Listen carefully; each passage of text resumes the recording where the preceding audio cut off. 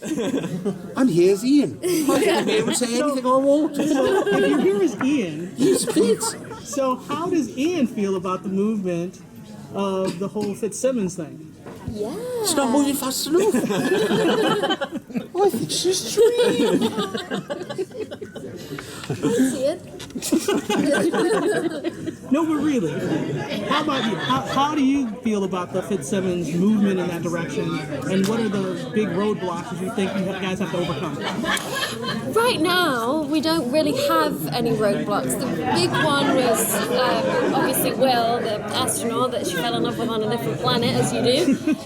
And so that now that's kind of out of the way, and I think that, you know, that brought them so much closer together just because of how wonderful that Fitz was. And I think he arrived at the point where he knew that he liked her before she was there. She hadn't really thought about it, and when he confessed his love at the end of season 1, it wasn't that Simmons didn't feel the same, she'd just not processed that information before, and then everything happened, and then they had to be separated, and so I think now what's really nice where they are right now is that they're both on the same page. They're both feeling very strong romantic connection towards each other, but there's also so much at stake, and they've lost each other before and they don't want to do it again. So where they are right now is that they know how each other feels, they know that they love each other, but because there's no major conflict or obstacle right now, is that they can take their time. So I mean, I think they've earned these moments of peace and intimacy, and it just, you know, it seems where to me that makes sense for them, but we'll see them walk that journey and just being like, what if they were girlfriend and boyfriend? I mean, Simmons has been around, but Fitz, I don't know if Fitz has had a girlfriend before. My answer is Ian. Yeah. I can't really answer that. No, I think it would be unwise to not remind all of us that, you know, when something good generally happens in the Marvel Universe, it's then followed by something that could be less good. But we don't know that to be with these young star-crossed lovers. Yeah, we don't know that. We don't know that for sure. No. Well, you know everything for sure. Come on. Be careful what you wish for. A less good thing that happened is that we lost Adrian and Nick. But the good thing that may come of that is we may see them on their own show. But can you talk about, first of all, saying goodbye to them in that amazing emotional scene, and how you sort of engineered the plan to keep the show, the mothership, going with taking these two characters out of the equation? Well, first of all, this was something that we started talking about last year.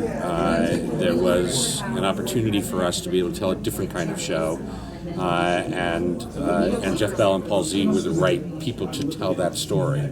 And we were looking to really not do Shield : New Jersey. We were looking to really, you know, break the mold and start in a new direction. And, you know, the character of Mockingbird has a long legacy in the Marvel Universe.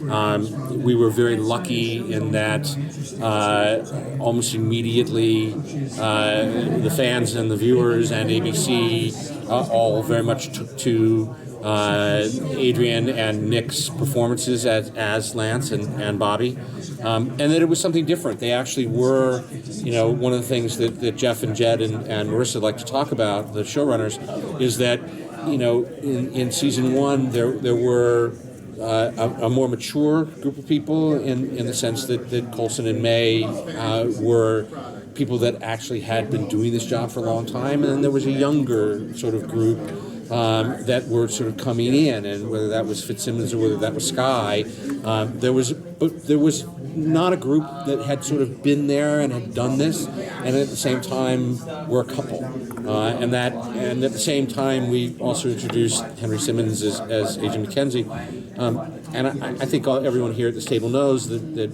when you take that risk of introducing 3 new characters, and 4 when you include Lincoln, you know, the audience sometimes goes, yeah, get rid of those guys. We like going back to the original guys, and everyone embraced them, and suddenly our little 6-unit family now became a family of 10, which opened up the door for more stories, and that's always what it's about. How do we tell more stories?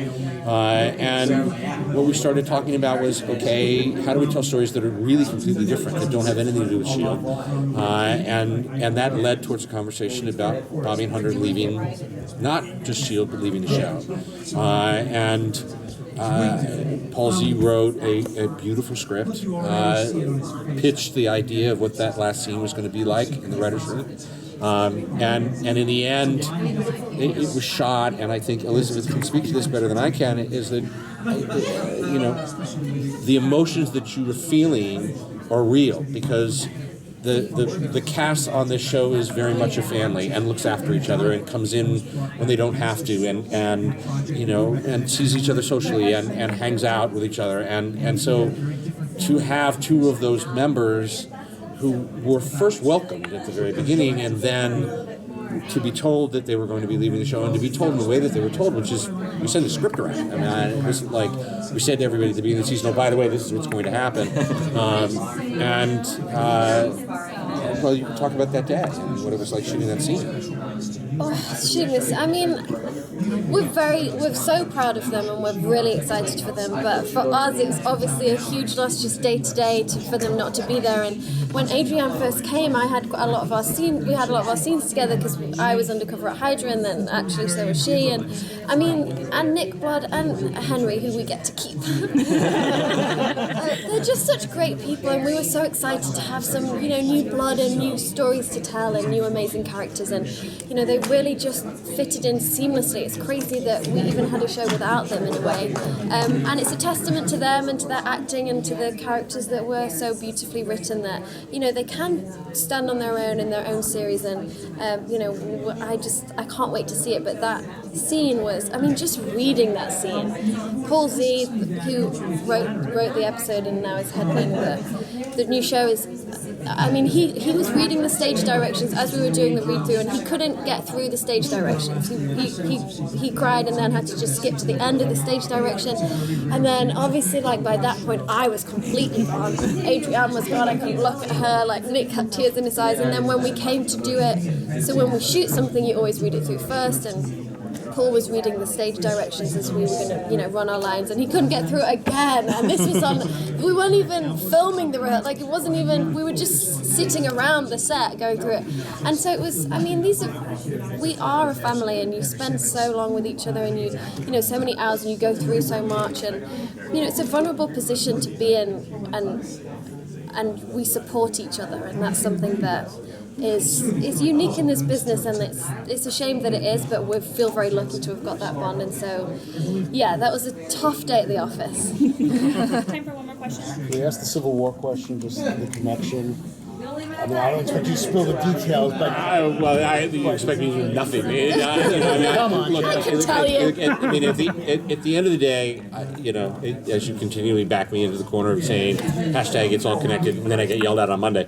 The reality is that, we've been from the beginning of the season telling a story about how powered people interact with non-powered people, and we've been doing it on a very ground level. And the idea that one of our youngest and newest cast members, Sky, would become Daisy Johnson, and have powers and interact with a group. This was a show that started with the idea that not all heroes are super, and now it's very much part of it.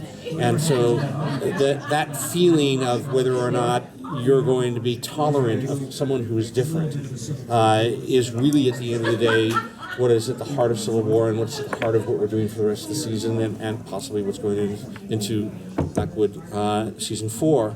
And when you think about what's going on in the world around us, Marvel really shines when things in the real world are then put through a prism that takes you back out to the other side. And so right now, what's going on in our world, I don't ever remember a time where feelings about race and religion and gender and tolerance towards man and man's intolerance towards man hasn't been so much on the front burner, and that we're going to have to figure out how to get along, and we're going to have to figure out how to understand that just because people are different doesn't mean that they aren't our friends, and that in its heart and core is what we're doing with the show. And so if you're watching the show because it's got great action in it, because it's got extraordinarily beautiful people on it, or because there's funny accents, or because there's incredible tech and incredible action, incredible marvel, and characters that you know and characters that you get to see for the first time brought to life,